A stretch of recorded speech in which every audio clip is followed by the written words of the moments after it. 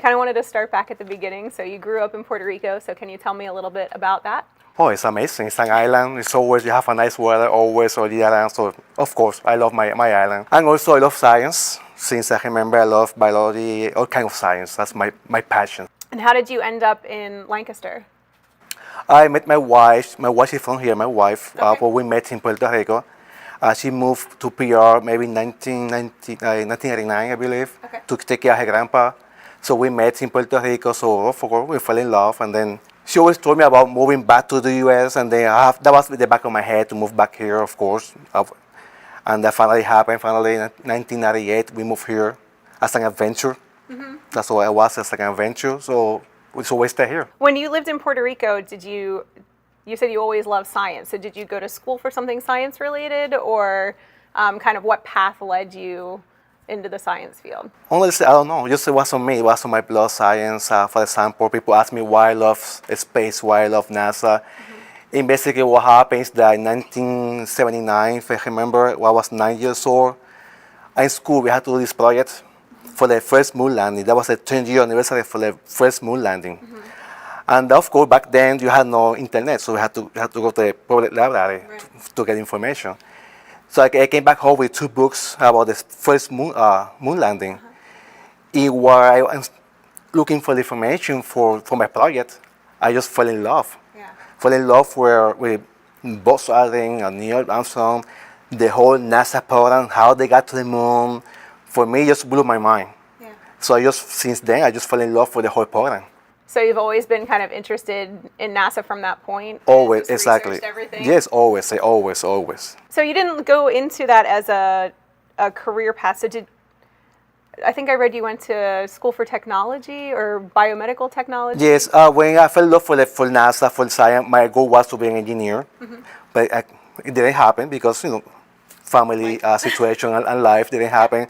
So I took a small more course for technology, for biomedical technology. That's what I did. It took about 2 years. And I had to work because I got married. I had to work. And my whole life changed. Then when I moved here, I had the chance now to go back to school, and now in my 40s to change my career. Oh, great. Now I went back to school to be a mechanical engineer. Okay. So I have probably 1 year and a half left to be an engineer. Great. Where are you going for that? I'm going to Hack for now. Okay. And after Hack, I have to go to Penn State to finish my bachelor's degree in mechanical engineer. Oh, that's great. So what are you hoping to do after that? I work for International Paper. It's a company that they use engineers. Mm-hmm. So hopefully I can stay for now inside the company as an engineer anywhere. And let's see what happens. Okay, great. After that, yeah. That's great. I also read that you were interested in sign language. You and your wife worked with sign language. Was that in Puerto Rico? Yes, back in Puerto Rico, we went to this church that they were looking for volunteers to help people with deaf. They were deaf, and that they offered this class for sign language. That's before we had kids, of course. Mm-hmm. We had kids. So we took the class, took like about a year to learn the language. So we're helping people with the sign language. So do you still do that today, or was that something that you just did in Puerto Rico? That was just in Puerto Rico. Yeah, but still we know the language. We still know the language. Okay. So how did you become an ambassador for NASA? Yes, like I said before, I love science. I love NASA, and then I always in the NASA website, always checking Facebook NASA page. One day came the ad about looking for NASA ambassadors. The applications, it's always in September. It's just once a year. When I read what it's about, the NASA ambassador program, I said, "Oh my God, this is something I can do. It's something I would love to do, mm-hmm. because I can share my passion with the people." And of course, I filled out the application, and it's a long application. And in the end, they ask you for 5 people, 5 references that have to be there in the application. But of course, in the back of my head, I was thinking, they might never call me, and it might never happen. Yeah. So I sent the application, and also my wife, she's the president for LAC, Latin American Cultural Center. Mm-hmm. I was telling her maybe with this program we can help also LAC to bring STEM to Latin American Cultural Center. So that happened. So I just sent my application, online application, and they say that was in September. And they say in December, well, December, you get selected. Wow. But so December happens, guess what? Nothing happened. Oh. Nobody called me, had nothing in the email, nothing.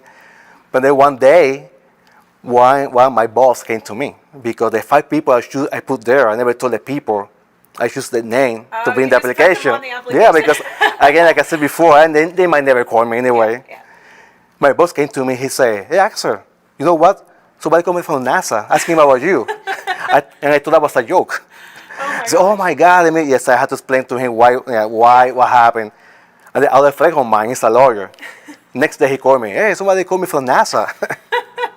So I had to tell everybody in that application, hey, somebody called you from NASA. It's not a joke. It's Yeah. asking for me. This is why. And that was the second week of December, second week. Then nothing happened. Yeah. And then December 24, I got the email and the letter that was selected. Oh, what a Christmas present. Oh my God, I was crying because I had a big envelope with paper. I had to fill that out to send it back to NASA.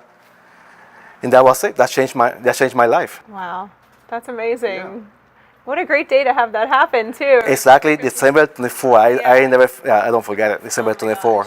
Okay, so what exactly does an ambassador for NASA do? What are some of your jobs? Yeah, my job basically is, like I said, I'm a volunteer for NASA. It's a program they choose volunteer to work in the community. What we do, we share a passion for NASA, a space in the community. So we do events, like I did events here before. Like last year, I have one for the eclipse, solar eclipse. We have one event here. I go to schools.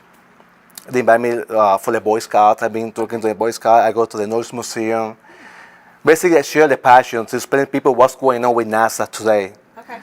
And for me, it's like the connection between NASA and the public. What are some of the things that you teach when you go to schools or the Boy Scouts or things like that? Do you have particular things that interest you that you teach to people, or is it just whatever's the newest thing that NASA's doing? Sometimes I ask people what they want me to talk about. So sometimes I have some PowerPoints presentation I have by myself. I make by myself to talk to people. I have, for example, going to Mars. I have one at the Norris Museum about that's the next step. Why we have to go to Mars, when we're going, how it's going to happen. Like I said before, I have here one for the eclipse. I have one for the Boy Scouts about the solar system, talking about the planets, the sun, the distance, the sizes. Do people usually contact you to do that, or does NASA ever contact you and say, hey, we have something we need you to do? Sometimes NASA send you an email telling you if you are willing to go to this place to do a presentation, or mostly people contact me, to do the event. Okay. Do you have a particular place, like do you prefer to work with younger kids or to kind of teach them about things, or maybe like older people who might understand a little more? Do you have a preference? I prefer a mixed age, so something that everybody can learn, everybody, yeah. Great. So could you tell us about some of the things that you brought along?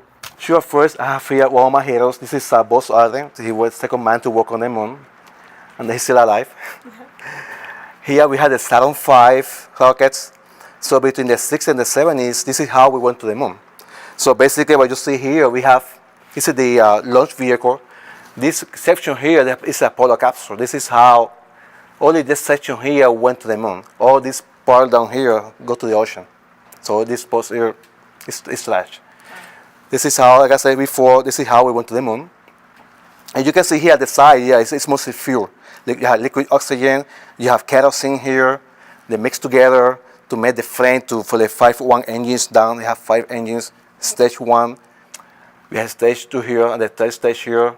And we have there, that's Apollo 13 capsule. That's, you remember the movie Apollo 13? Yep. I love that movie. I love that movie. that movie, that's a capsule that on the way to the moon, halfway there, they had an explosion.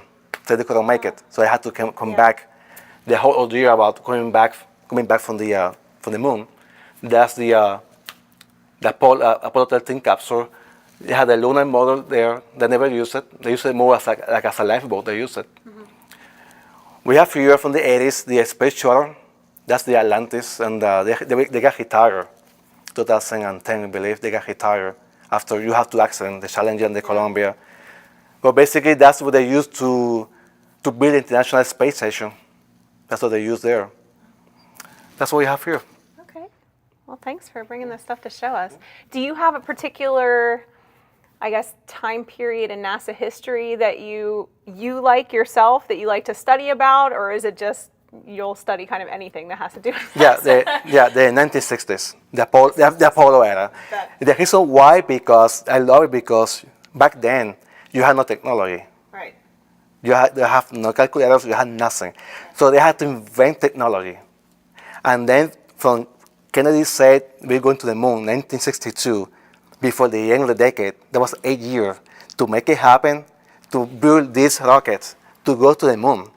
That's why I love the 60s, that's why. And you had the space race during that time with, Russia Exactly. and everything. It was exciting. So is it kind of disappointing to you how back then people were so interested in NASA and you could see it on TV all the time, and now it's kind of like, people don't know as much about it. They don't really think about it. Yes, I am. Like I said, back then, that's why we went to the moon. People ask me, why are we not going back to the moon? Because it costs money.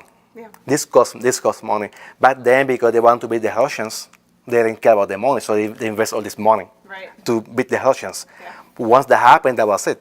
So basically, what NASA did was just staying in low orbits, floating just in low orbits, bringing satellites and building the space station. But that's why now we want to engage people, because next step now is going back to Mars, going back to the moon first, and then going back to Mars, and that's going to cost more money, even more than the 60s with the Apollo era. Yeah. So it would be nice if there were more funding available. Yeah, I guess, for hopefully. NASA. But think about it. To go to the moon took about 4 days. To go to Mars, about 8 months. Wow. That's each way.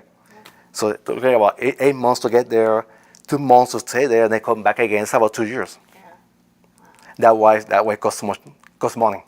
Yeah. How long, now that you are an ambassador for NASA, how long do you stay an ambassador? Do you have a term that you serve, or is it kind of a forever thing? Yeah, you sign for 2 years. The first time you sign for 1 year, and after that you sign for 2 years. After that, you have to maintain a minimum of 4 events a year, minimum. Once you hit the 4 minimum events a year, you can sign if you want to for another 2 years if you want to. So do you plan on continuing to be an Yeah, ambassador? oh yeah, and continue because like I said, this is my passion. I love it.